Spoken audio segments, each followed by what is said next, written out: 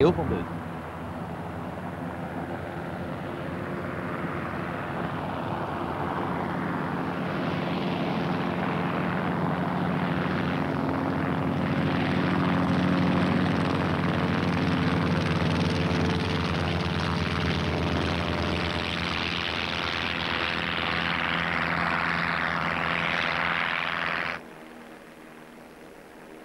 After a few test flights over Mojave, Dick and Gina decided to take Voyager out for a longer ride, to show it off. Their destination was the annual Jamboree for light aircraft enthusiasts at Oshkosh in Wisconsin. This was Voyager country, full of people nutty about building their own, often experimental planes.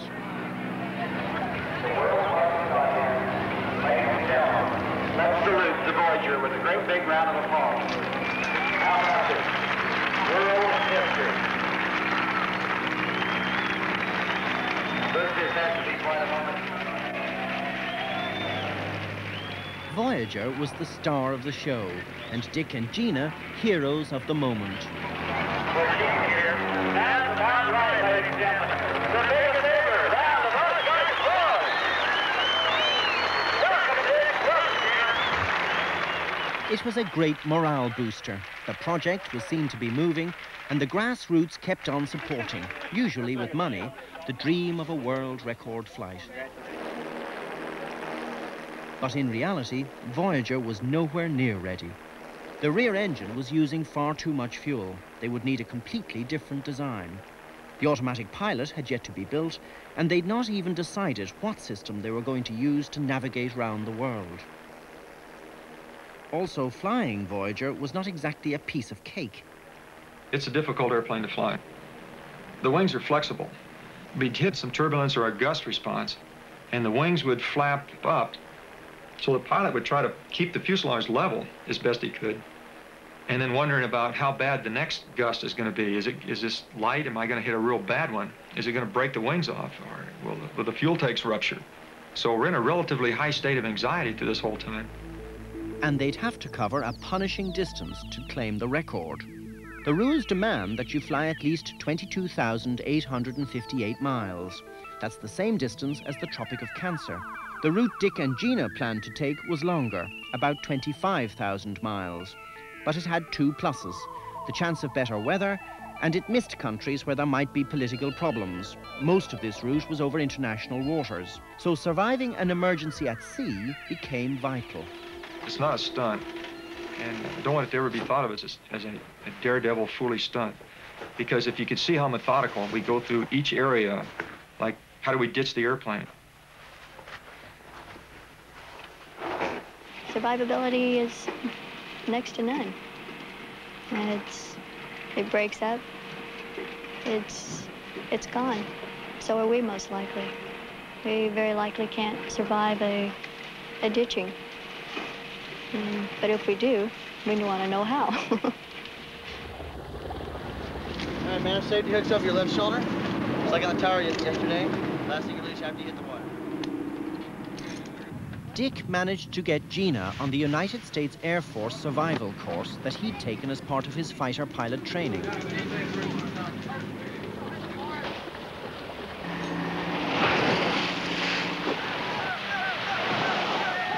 In 3 days, Gina experienced every way of dunking that the Air Force could dream up. She passed with flying colors.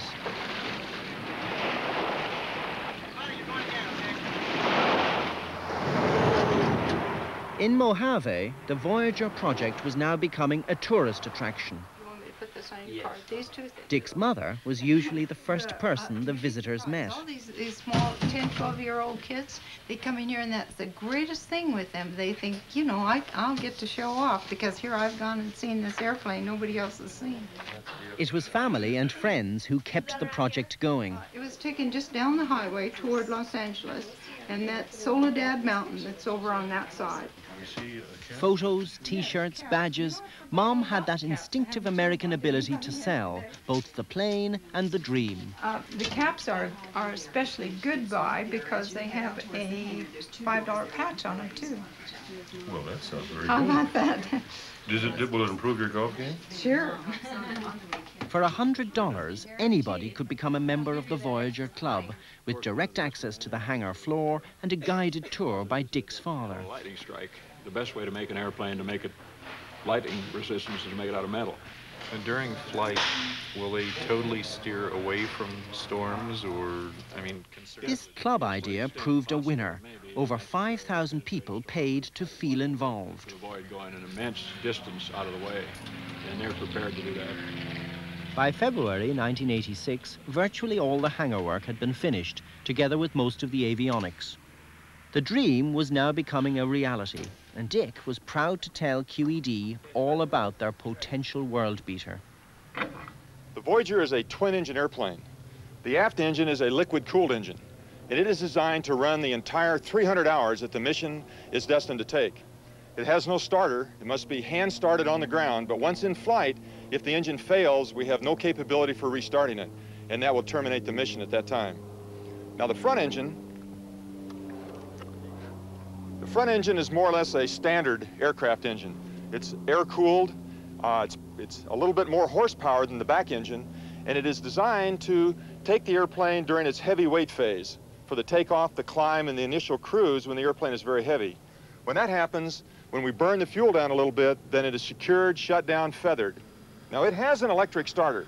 In case of any kind of contingencies, we can restart the airplane and divert into an abort base if we need to. The Voyager aircraft is a canard configured airplane. That is, we have a smaller wing located in front of the main wing. Not only did this give us a better improvement in aerodynamic efficiency, it also affords us the opportunity to have an aircraft configured so that the main wing cannot stall.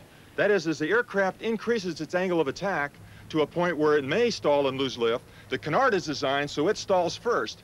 And it lowers the nose, lowers the angle of attack, and ensures us that we never have a massive loss of lift on the main wing. It takes a lot of fuel to fly around the world. Therefore, Voyager is a virtual flying fuel tank. There are 17 separate tanks on the aircraft. Now, the main wing is comprised of 3 separate fuel tanks, or 3 separate fuel cells. They go from the root all the way virtually to the tip of the wing, and each one of them is individually cockpit selectable. Now, even though the wing is made out of carbon fiber, it's still quite flexible. As we can see here, as we flex the wing up and down. The only thing that bothers me on perseverance and the physical aspects of this is that Dick would be the last one that would want to talk about it, but he's not 20 years old anymore. And some of those little things creep up on you. I know he likes to think that he can do anything that anybody 20-year-old can do, but on an aspect like this that takes endurance, I think there is some disadvantage at his age. By last spring, Voyager was in the air again, and the flight tests began in earnest. Their deadline was early autumn, when they should get the best weather right around the world.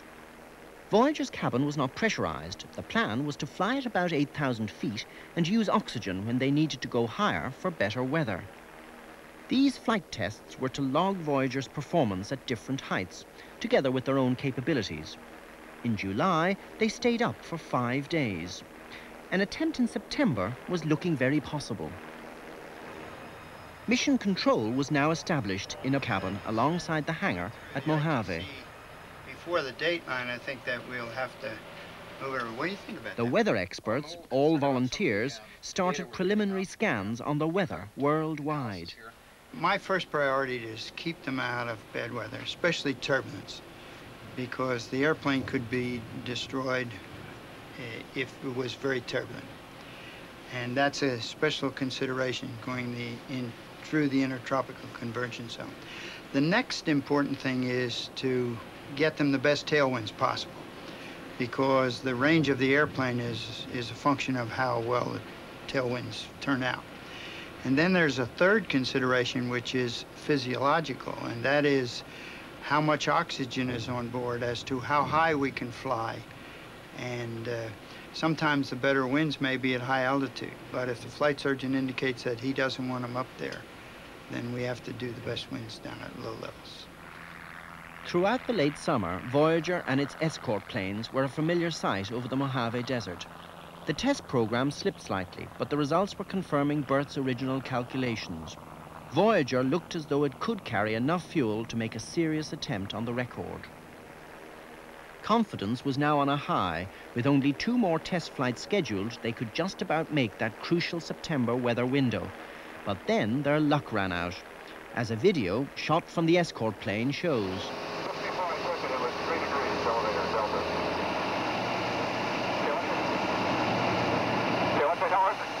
Just take it easy. You're unstable. Shut your front engine down. The prop blade came off. What one came off? The front one. Shut the front down. You're okay. Stable. Very good. You're under control. Is it the front one or the back one? The front one. Repeat the front one. You're under control. Okay, babe. Once on the ground, they saw just how close they'd come to disaster. One of the wooden propeller blades had broken right off, and the vibrations had snapped the supports that hold the engine in 2 places. It was a miracle they weren't killed. Just to give you some idea of the tremendous forces that were being encountered in this engine mount area, here's one of the engine mounts. You can see it's distorted, beat up pretty bad, as compared to a new one. And this all happened in 15 seconds, or maybe less. Time gets stretched at a time like that. It would have been very bad if it happened over the Indian Ocean, let's say, but we consider it a stroke of good luck because we need to find out this sort of thing here close to home. And you can be sure that when we get back in the air, it'll be better than before. This was fortune smiling on us. We had no idea how difficult this thing was going to be. We're really pushing the art as far as technology goes. Just about every time we have a problem we feel down and rejected, and we feel that it's going to be too hard, but then all you have to do is think about what it feels like to actually accomplish the mission. And if you still have a chance to make it, you just get all excited and you just hammer at it again and you keep going, but not a thought of quitting. We're going to have to work on luck now. I think it's possible for the weather situations to be such that we could luck out and get around. But I think that the chances of that are getting smaller and smaller with each passing day. While the aircraft was being repaired and new propellers being made, finances were so fragile that the project could fold without the cash from souvenirs, including photographs signed by a new-look Gina. Her hair had been cropped. After all, any less weight was bound to save fuel. November, and Voyager was ready to fly again, though this time they were taking no chances. They'd fitted metal propellers.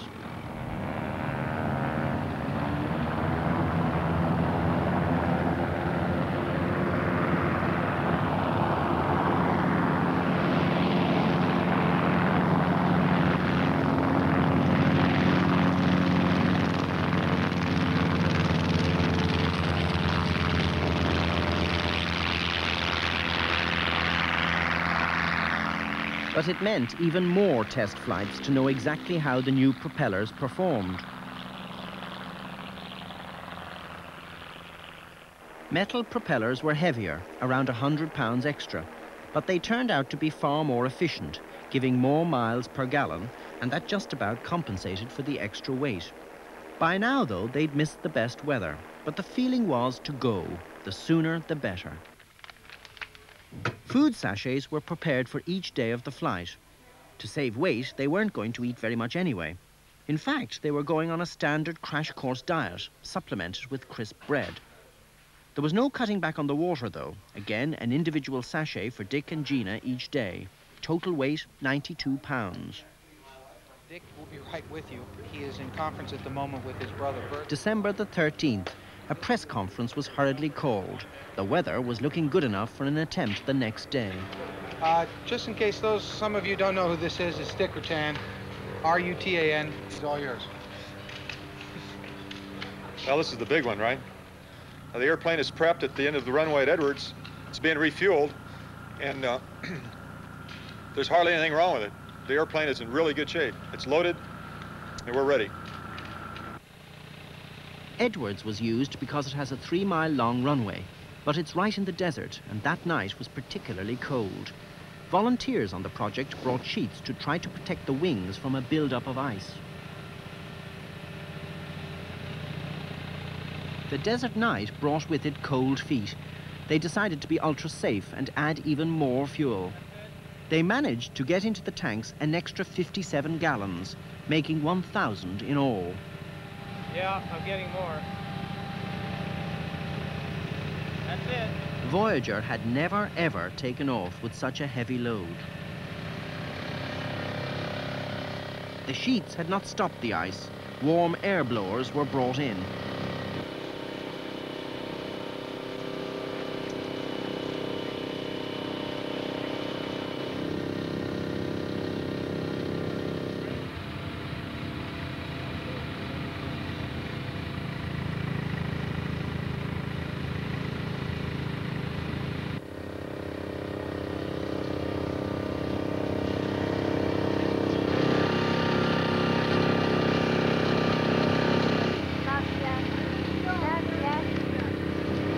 Okay, there's only one thing left to do. That is, I gotta go take a piss someplace.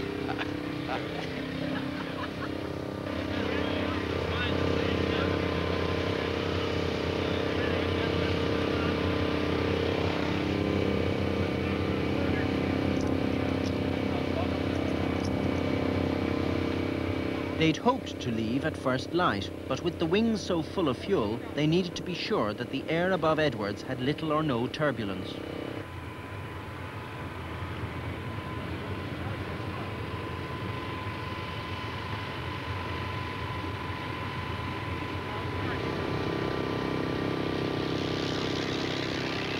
At last, a scout plane gave the all clear. Let's have everybody back.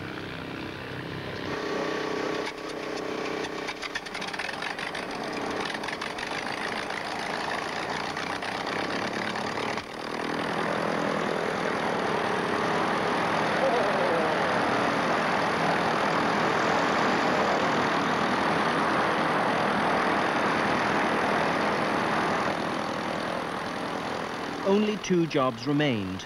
The official observer marked the seal. He needed to be sure they didn't stop. And the wing supports were removed.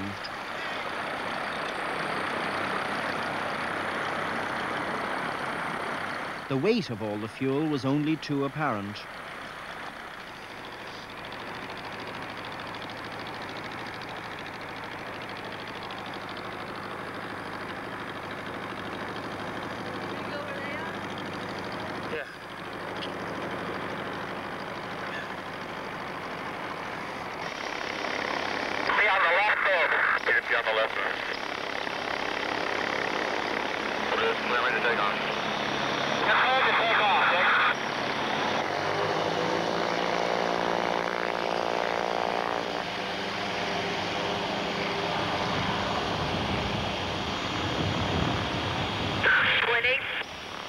Calling the speed was Gina's job.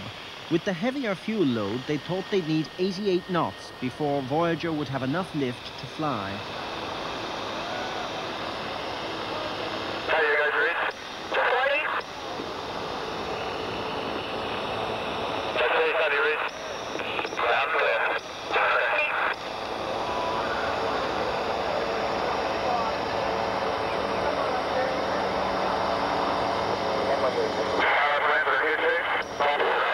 It was now obvious that the wings were drooping far too much. The tips seemed to be scraping the runway.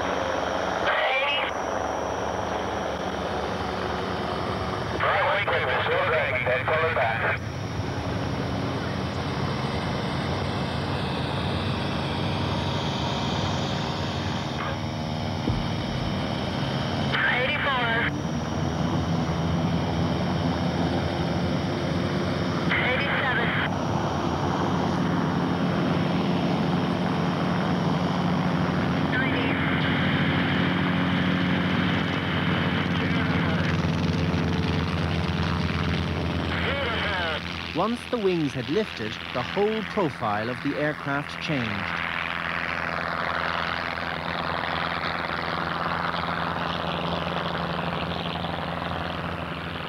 To get airborne, they'd needed over 95% of the available runway. You're looking good, Dick. Very good. We have time, please. We were about 3.5 knots slow there, which was right on the key of abort. And you didn't call it? No. No. He had an airplane. He wouldn't have listened anyway.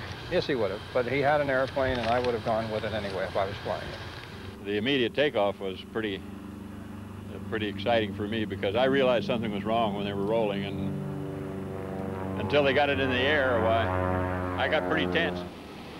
But how much damage had been done to the wings? And could they still attempt the world flight? Dick decided he could force off the winglets. Jeff, keep your eye on it. There it goes, you get it? Yep. Inevitably, someone spotted them. I heard planes going over and I looked up. I saw the Voyager going by. I thought they threw something out the window, and this thing kept falling down. Bert had to decide if the damage meant recalling the plane. And the vent tube is runway grind damage also. Oh, it went all the way now, through there? the runway didn't get to here. It was a clean break. There was no fuel leak. The first really serious attempt at flying around the world without refueling was most definitely on. As they left the Californian coast, they were on their own. From now on, no chase plane, only radio links. Radio was their umbilical cord. They would be totally dependent on it for the vital weather information. If everything went well, they'd be back in 10 days, Christmas Eve. As far as I'm concerned, Christmas is ruined for quite a few people, but it'll be made if Dick and Gina come back. That's what we want. You know, that wonderful girl who left that message the other day, she says, just tell Dick and Gina Godspeed, but please don't bump into Santa Claus. I thought that was just great. Mission Control was staffed like every other aspect of the project by volunteers. Here, one team continually logged the performance, particularly the fuel burn. Voyager itself had no detailed fuel gauges, again to save weight. Another team were the weather experts. Their forecasting skills would be vital. One really bad storm and Voyager would break up. December's weather was very different from that in September. I'm feeling very good about the way we have revised the track. It appears that it was just fortuitous to take off yesterday because all the weather systems are in just the place that you would put them if you were a weatherman to give the flight the best chance. They plotted a new route, much further north than the September one. As Voyager slowly crossed the Pacific, the weather was near ideal. Good tailwinds and very little turbulence. The doctor made regular checkups. And how about Gina's sleep? He'd have liked Dick to have flown less. We're getting involved with a shear line to the north, about 20 north. There is a developing typhoon that is to the left of their path, and we are planning to vector them between the two. I think the luck that we needed is taking place, because if the typhoon were very much farther north, we would be in very serious trouble. Skirting Typhoon Marge gave them tailwinds right into the South China Sea. They crossed Thailand and into the Indian Ocean. Here they passed 12,532 miles, the previous non-refueled record. As they approached Africa, avoiding war zones rather than bad weather became first priority. No matter which way you go, you got either higher mountains or you got the border. But yes, that's okay with the border. You can come right up to the border. There's no problem. The border is okay. This was Voyager gently climbing through 8,000 feet above Kenya, as recorded on a home video camera. Surprisingly, these were the only pictures taken on the world flight outside California.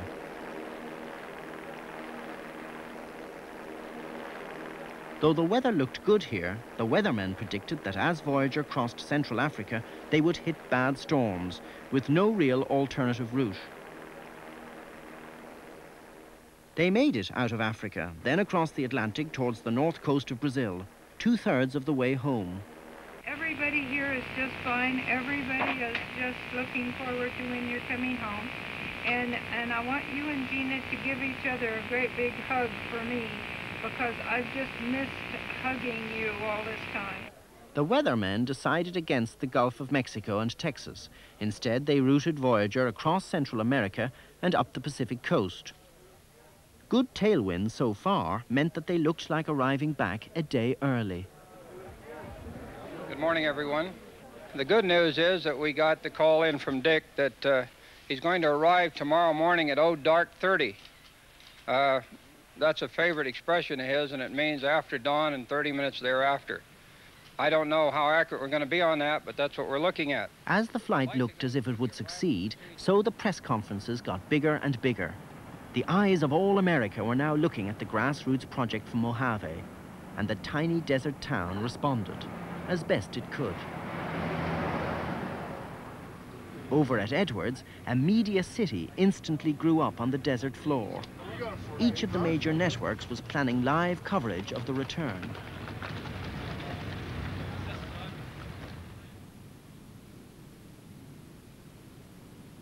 December 23rd, and early morning at Edwards was cold but dry.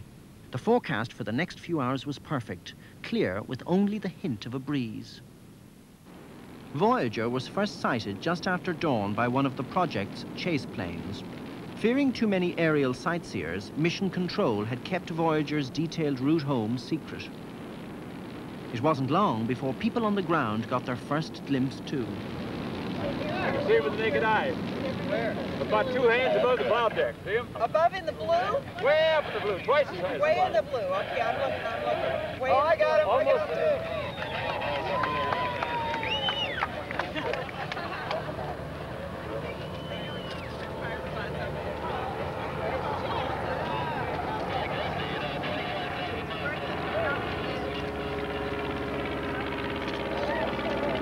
I probably won't say a single word. I'll just hug them as hard as I can. And I hope they're strong enough to withstand it, because I've got a big hug for them.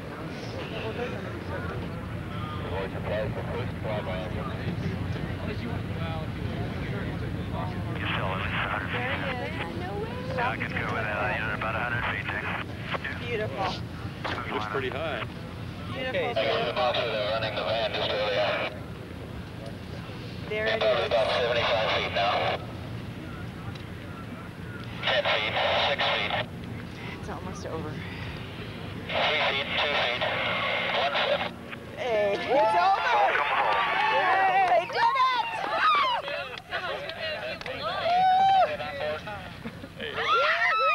They did it! Oh. Let's go!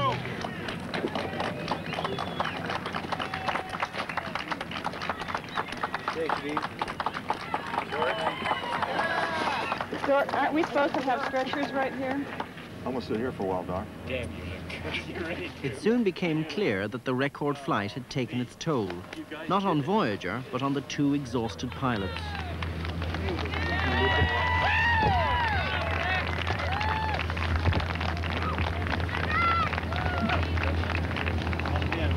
Warm towel for you.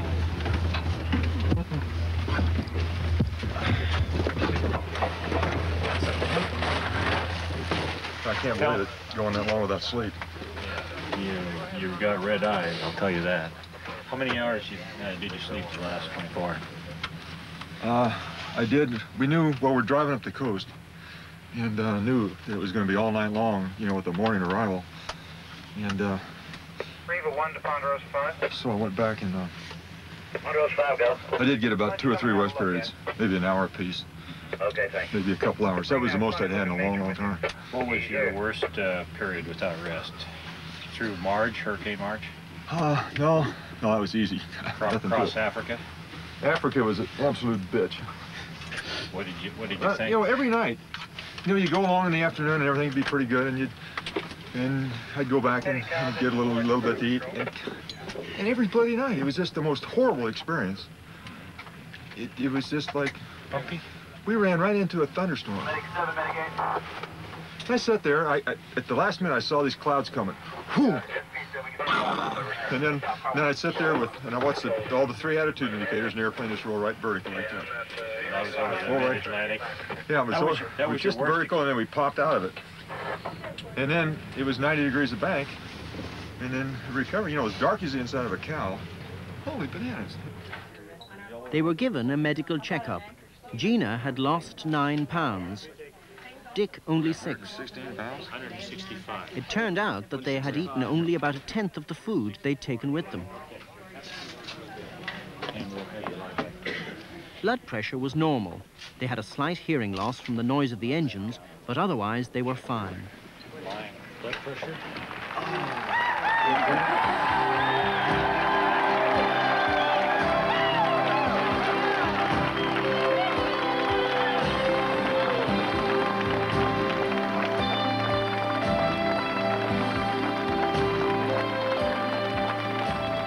Just for the record, Dick and Gina flew 25,012 miles in 9 days, 4 minutes and 33 seconds.